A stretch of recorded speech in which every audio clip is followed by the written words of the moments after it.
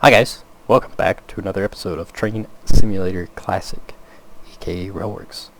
Today we're going to be taking a look at the latest and greatest from Caledonia Works, the LNER A3 Pacifics.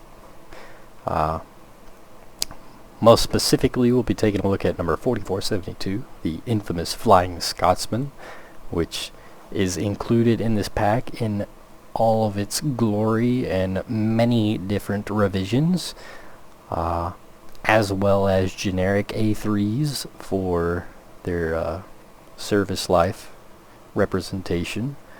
You will notice what we are looking at right now is a modified version of 4472 whenever it made a trip to the United States and had to meet United States requirements, so it had some modifications done to it, which we will talk about later. But this is one of the many different iterations that are included, hence we are in the editor right now, because it is a long list and we would be here all day if I tried to place them all in and watch my frame rates drop down to nothing. So as far as the history goes, these were express locomotives built for the LNER. They were originally built as A1s and were later rebuilt to A3s with a higher pressure boiler and some other modifications. I believe a total of 51 were 51 rebuilt, 27 built new, so a grand total of 78 locomotives were built, I think. If I'm reading this correctly. But unfortunately, none exist. None. All but one exist. All but one were scrapped. I'll get it out eventually, but all but one locomotive was scrapped. That one being the ever famous Flying Scotsman.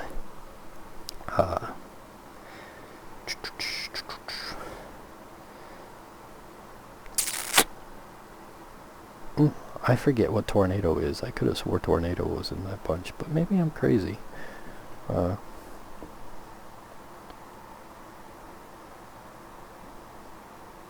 My train of thought just went right out the window. Tornado is a peppercorn class A1. A little bit different. Anyways, back to the current train of thought. But that's the history.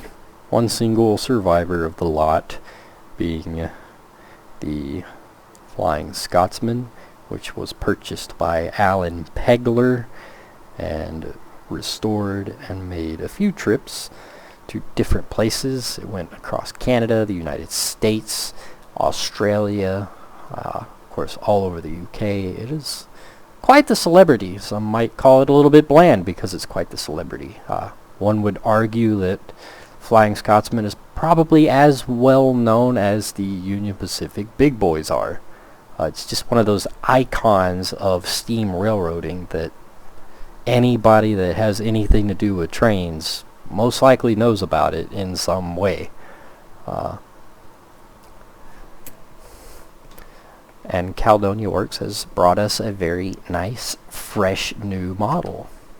As I said before, we did have a model for quite some time from, I believe, RSC, which we will pull up here for giggles and squiggles, but the original model has been around for a really long time, and it shows.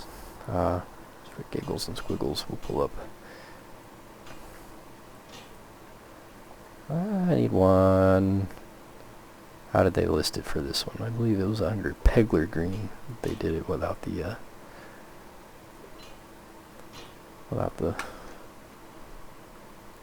So we'll place this one down and we'll take a look at it in a second. Kind of do a comparison side by side, which one looks old, which one doesn't. But anyways, back to conversation. We've had one in game for a long time. It is long outdated, though. It has long past its prime compared to just about anything that has come out in the last couple of years. And so we got a really nice pack from Caledonia Works. It includes Flying Scotsman from 1963 to 65, 65 to 73, 73 to 94, 94 to 99, 99 to 2006, 2011, 2015 to 2016, the Australian Tour, the current iteration, and the American Tour, which of course I will try to place them all one by one so that we can look at each and every one individually. Normally I don't try to go through all locomotives individually. However, Flying Scotsman has gone through a handful of changes, as you can see, that are kind of painfully obvious. Otherwise, we do get a lot of just regular A3s, just in service. So like the BR Apple Green, in different iterations, or different eras, one could say. So yeah, the corridor style tenders like this, and then the more typical tenders like this in LNER and BR color schemes.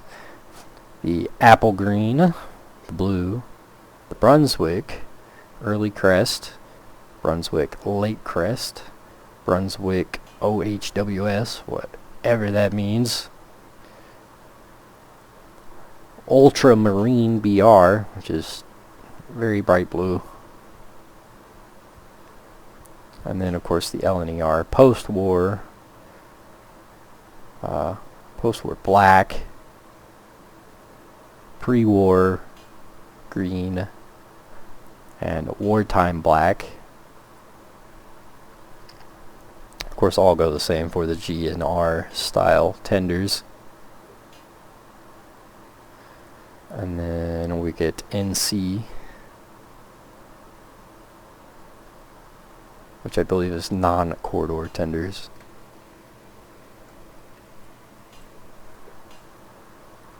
So they're the same style as these corridors, just they don't have the physical corridor. So as far as that goes, that's really the only differences between the tenders. Corridor, no corridor, or the kind of more classical, traditional style of tender. But and of course the locomotives themselves, we get the apple green, and the numbering and the builders, the nameplates will change appropriately. So like we got Trico here, swap it to BR Blue, we get Sunstar, Ultramarine, we get Pretty Polly. Alright, I can see this now that I think about it. I am just now looking at some of these myself. Oh, what an interesting color. I have played with the American model for the most part. I haven't had a whole lot of time to play with these. I bought these the day they released. Unfortunately, I have been very busy, so what little time I have fiddled around, it's mostly been with the American model because I play American routes, so the American model makes sense. But the A3s, LNER, post-war,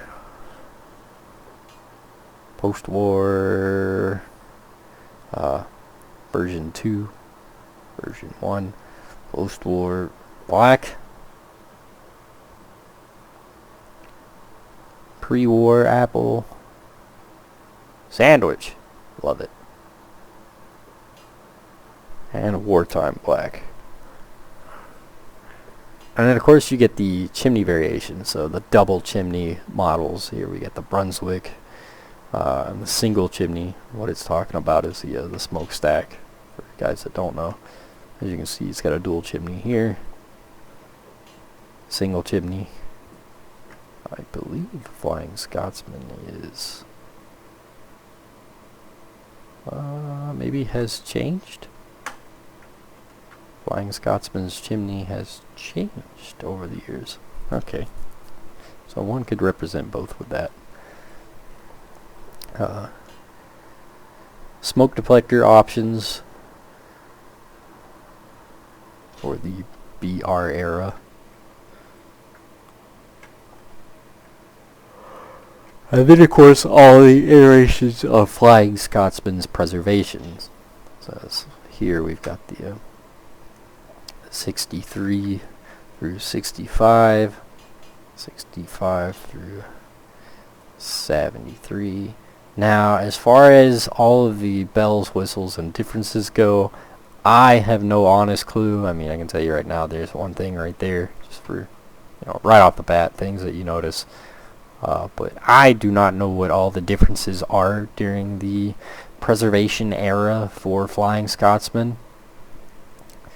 I just know that they're included in the pack, so there must be some things that are different throughout each one. The logo's different here. But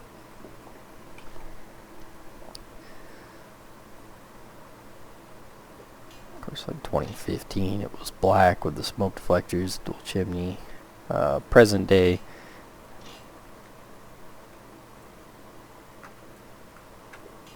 this is the Royal scheme, I believe is what they call it, for the white cab. But yeah. So anywho, now that we've done that, now that we've gone through all the different models, we shall start the scenario.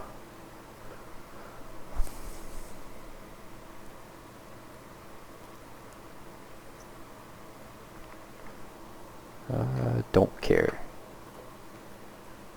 Whenever you get errors like that, just F2 and then click cancel, and it'll get rid of that little message, and you can still go back to tinkering. So here's the original RSC Flying Scotsman model. It wasn't bad for its time, but its time is over. A lot of things just don't stand up. The 2D rivets, the 2D smokestack, the low res everything. It doesn't hold. It doesn't hold its own. It hasn't aged well, as opposed to this. Perhaps a better comparison would have been one of these other locomotives. However, they are still the same locomotive. You can already see the difference in texturing. Of course, the detail difference. Actual modeled rivets, bolts, builder's plates. The brass looks so much better. Just overall, it is a much better model. More up to date.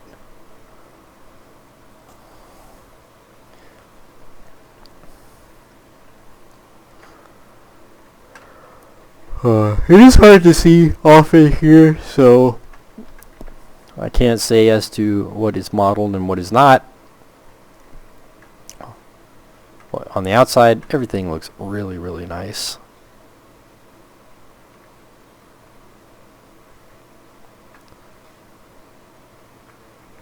I'm going to Control R and turn on the auto fireman for the time being. It does have an automatic fireman option. It is and isn't complicated to run. It's almost a hybrid of what RSC or what DTG considers quote-unquote pro-line and what Victory Works considers pro-line, because Victory Works models are extremely in-depth. DTG quote-unquote pro-line is it's kind of a hybrid of that. So there are things like the coal shoveling, or it says to press R and it will shovel a load of coal in, and if you press and hold R for a certain amount of time, it will shovel a lot of coal in. I haven't had that work yet. So do read through the manual. Some things that work for me may not work for you, or vice versa, but do read the manual. It is absolutely needed. So this logo looks awesome. It is a little low res whenever you get up close to it, but you won't logically be this close all the time. So the striping, a little bit low res, not bad. It's kind of like a logo. You notice it when you get up close, but you typically won't be up that close. There's our safety valves going off. All the safety valves are all going to go off all at the same time. Why these are making safety valve noises, I don't know, but oh well.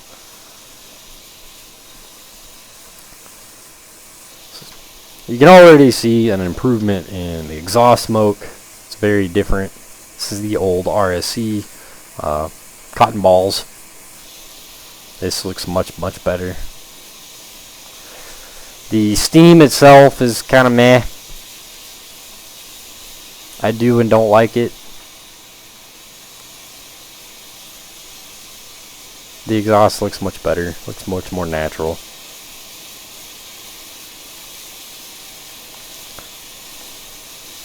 Builder's plates, as I said, they will change depending on the locomotive. So like back here we have Eason class. Sure, don't know. The builder plate looks pretty good. Lettering looks really nice.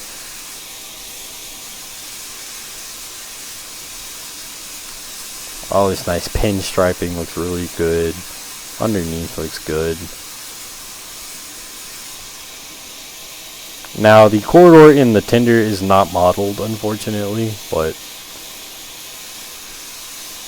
for giggles and squiggles it would be over here.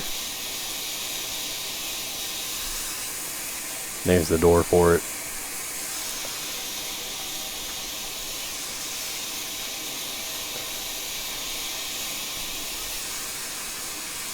Coal load, not bad. Up top, they look pretty cool, pretty nice, pretty clean.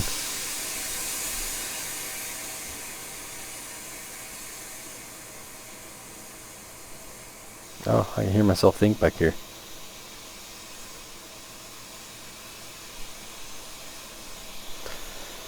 And of course, detail-wise, as I said, things will change depending on the era or the particular model. So, like here we've got the American Tour, here we've got the current iteration, the Australian, the blue.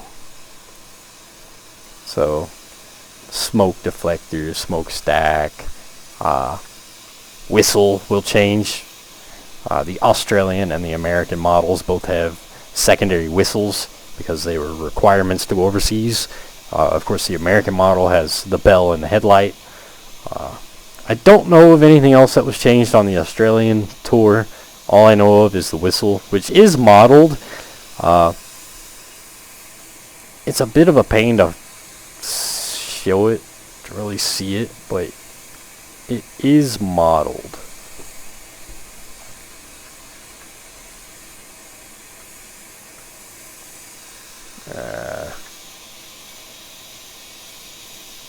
I don't know. Like I said, it's hard to see, but it is down there.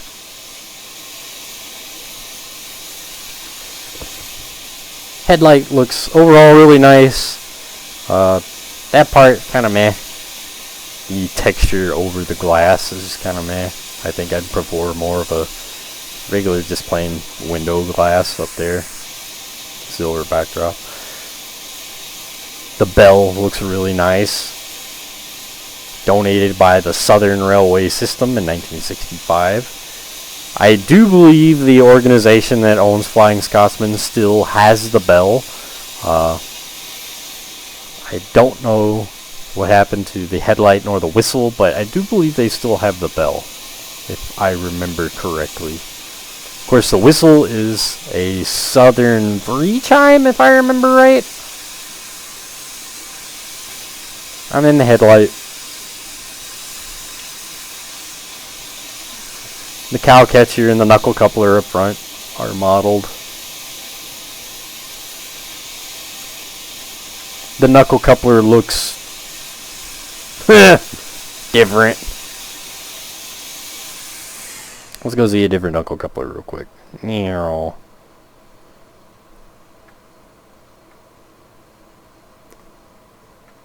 Nah. I mean, it's not the worst looking knuckle coupler I've ever seen. But,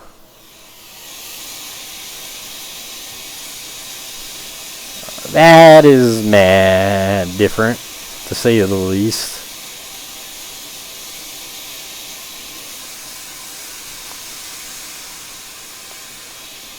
Well, that's really the big changes for the American tour. Of course, the flag's up front. Present day has a dual stack. Smoke deflectors almost gives it a German appearance, honestly. Of course, it's had everything removed that we just saw. Different paint scheme. It's a darker, the BR Brunswick, I believe. The white roof for the Royal Train.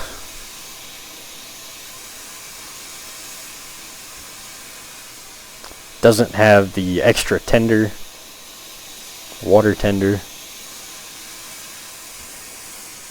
The Australian tour, as I said, it's got a different whistle on it. I don't know of anything else that was changed. It does not have the water tender either. It is still green, still has a single smokestack.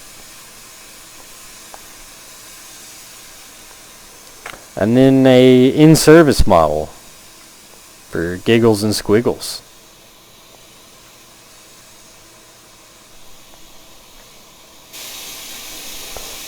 Inside the cab, you won't find a lot different between all the models.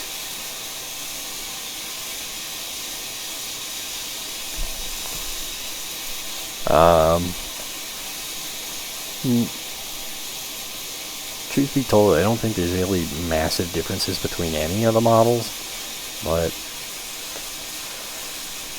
injectors, the other one's up under the seat here. Boom. Driver's injector, fireman's injector. None of these. Don't know why the roof vent pops up right there, but you don't get those. Front sander, which would imply a rear sander, but you don't get a rear sander. You don't get those. Should be your blower.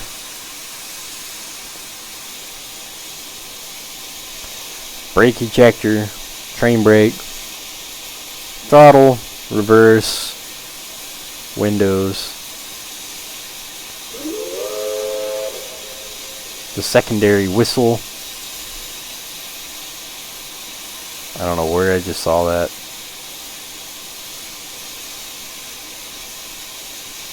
Where is it?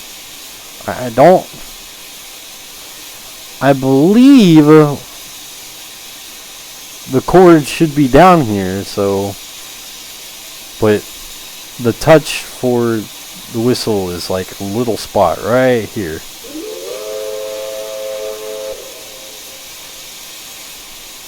It's a bit odd, but you know, whatever.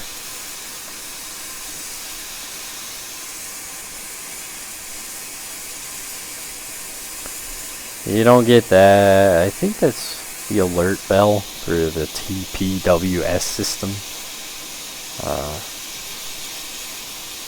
The brake handle, the brake lock is the E key. For some reason, it doesn't like to work when you click on it, but you can click on it. Of course, the firebox doors, they will open. Handbrake. The water scoop does function with a keybind. It doesn't function on its own, as best as I could tell. I could not find a spot that it would register, so.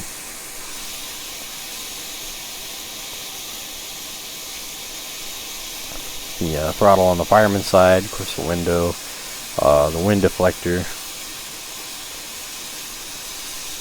cylinder cocks. I don't believe there's a cord for the bell anywhere. Of course your dampers right here. Don't get those.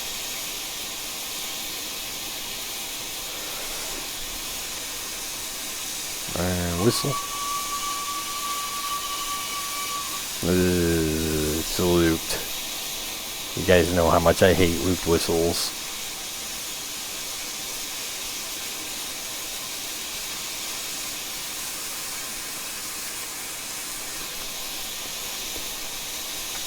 Pull this up, hop to the next one. So this would be should be the present day. Did it just move me? No. So present day, as you can see, nothing really different. Pretty much the same locomotive. Minus the whistle, the extra whistle that would be here for the American model.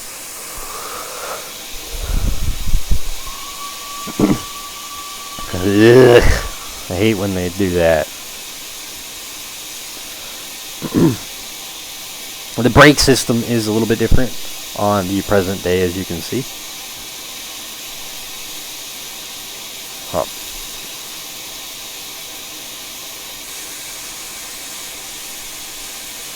Jump back over here. But brakes are here for the US tour. These are your brakes for present day, right here.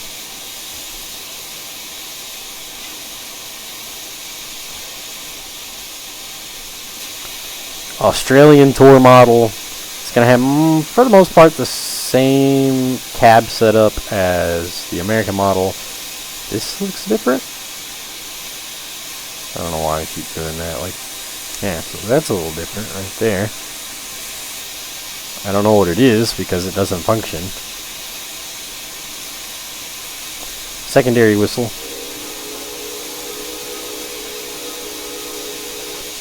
Oh my goodness, I love that whistle.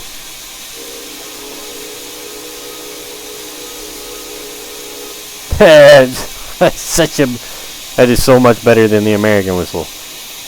That actually sounds awesome.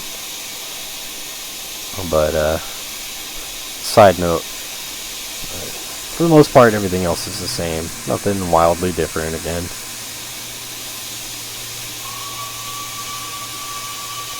Grody looped whistle.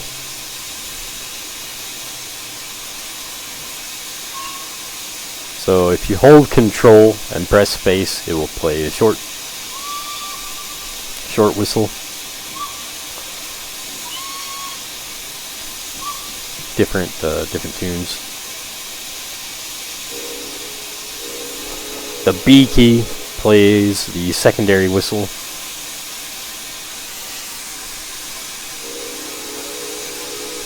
The whistle's up under there. It's just really, really hard to see. There, now you can see it. Love that whistle though. The original whistle's this cute little thing right here.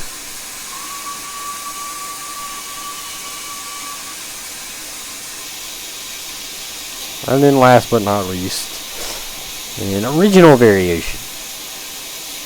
Not much different than the American tour model.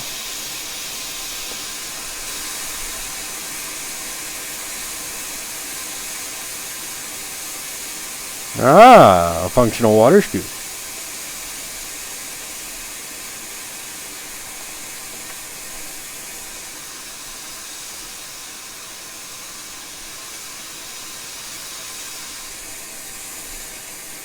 Can't really see it, but it does function.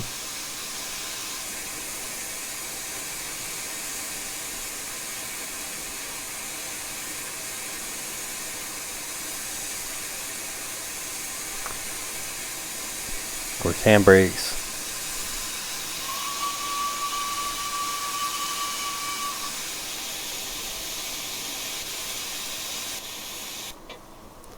Back up front.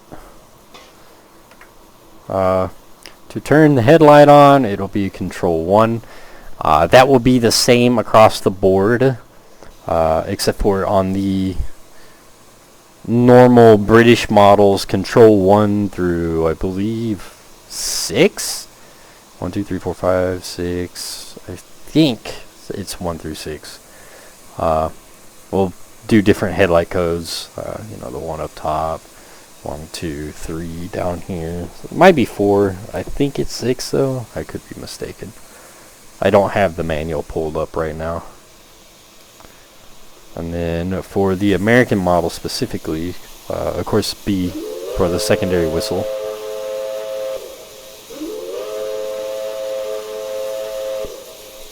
Doesn't sound half bad.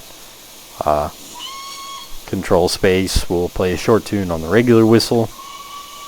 Regular space plays a long, drawn out. I don't like that. And then Shift B will play the bell.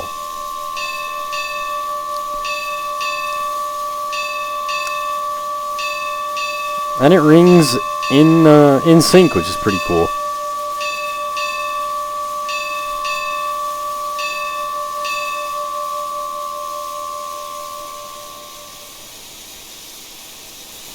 Let's go ahead and make it so that we can oogie boogie.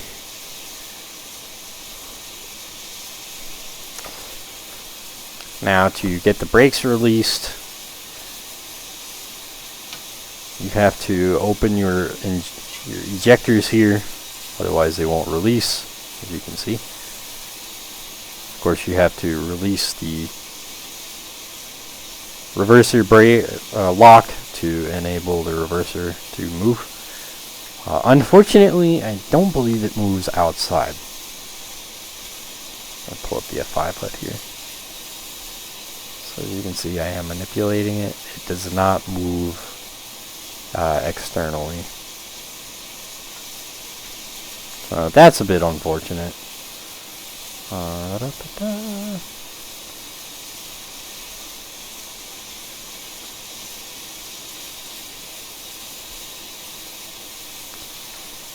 Let's see, let's turn on the sander. The sanders do function. Pretty typical sand model. As far as the brakes go, I don't know if they function or not. Let's get a close-up right now as they sit. Bang. Can I manipulate them like so? I can. The brakes do not function. Oh.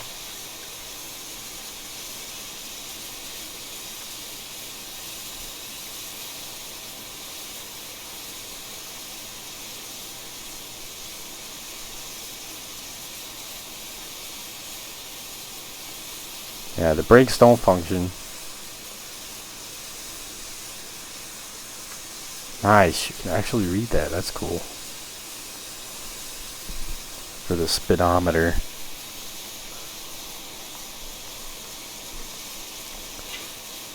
So we released our brakes. We need to leave our ejector cracked open, drop our brake down to running.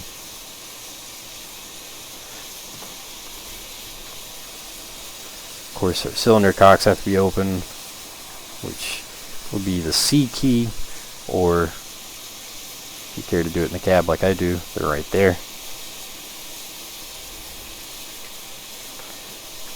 And these do have a simulated steam chest, so they have to build up pressure. And you do have to open your cylinder cocks if they've been sitting.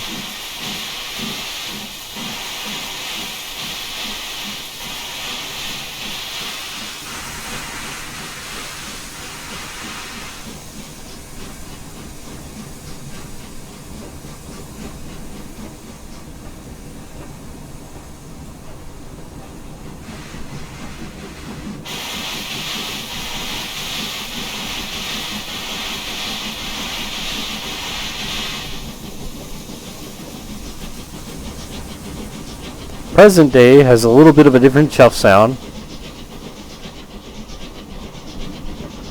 doesn't have the deeper, noticeable chuff. It's got more of a light.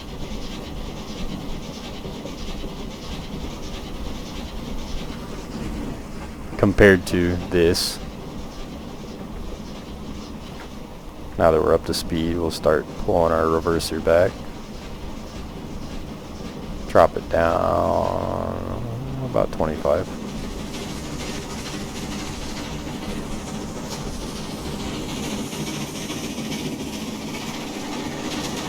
We get smarks at a full wide open throttle.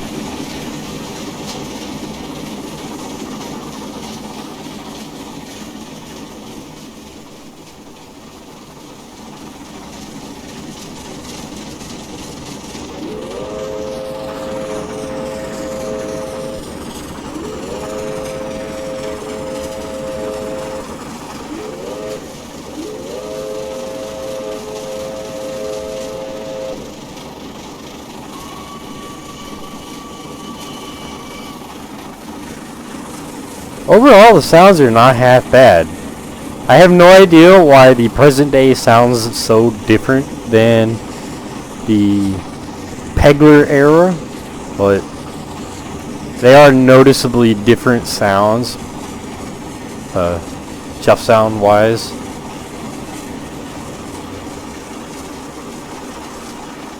Of course, if you fire these locomotives correctly and operate them correctly, you should be able to get them up to I believe average operating speed for these is about 90 miles an hour. I've seen some people say they've got them up to 100 and something. I don't remember specifically what. I have no idea why we just froze.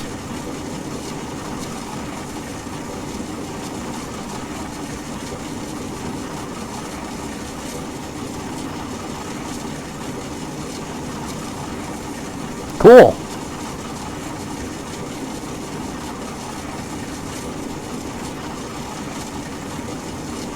Just out of the blue. All right.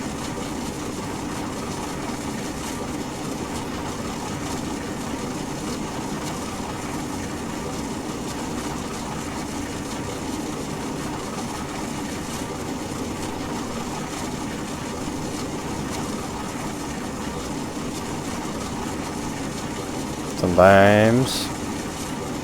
Nope.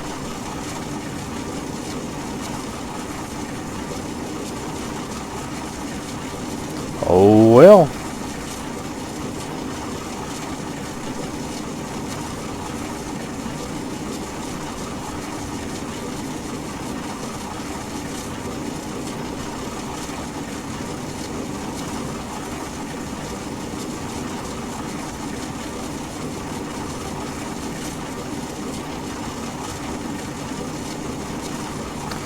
Well, unfortunately,